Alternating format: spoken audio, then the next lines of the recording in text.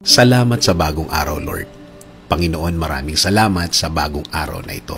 Maraming salamat sa masarap na tulog. Maraming salamat sa masarap na pahinga.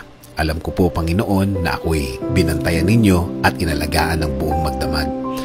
Haharapin ko po, Lord, ang araw na ito na puno ng pag-asa sa aking puso't isipan, sa aking buong pagkatao, sa aking buong araw ngayon.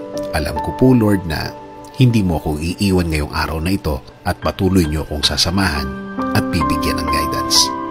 Maraming salamat dahil ginising mo ako ngayong umagang ito at alam kong ang araw na ito ay magiging blessed dahil andyan ka, Lord. Punuin niyo po, Lord, ng kasiyahan o joy ang aking puso. Ipaalala niyo po sa akin kung gaano ako ka-blessed sa araw na ito. Lagyan niyo lagi ng dahilan ang aking kasiyahan at mga dahilan kung bakit magiging thankful po ako. Kapag pumasok na po ang problema sa aking araw ngayon, i-remind niyo po ako ng inyong pagmamahal, ng inyong presensya, ng inyong kabaitan, ng inyong pag-aalaga, na kayo po ay laging andyan para ako'y alalayan. Kapag ako ay nanghihina, ipaalala niyo po sa akin na lagi po kayong andyan para ako'y tulungan, para ako'y alalayan, para ako'y alisin sa isang problemadong sitwasyon. Lord, kapag naalala ko ang aking problema, please remind me that you got me, that everything will be okay and fine. Please remind me also of my purpose. Kung bakit ako nasa mundo, kung bakit ako nabuhay, kung bakit ako andito para sa araw-araw, para paglingkuran kayo at mahalin.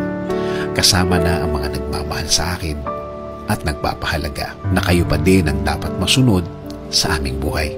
Naniniwala kami sa inyong plano na lahat-lahat na gusto niyong gawin sa amin ay makakabuti sa amin, na ang lahat ng plano ninyo ay makakabuti sa aking kinabukasan at kinabukasan ng aking pamilya.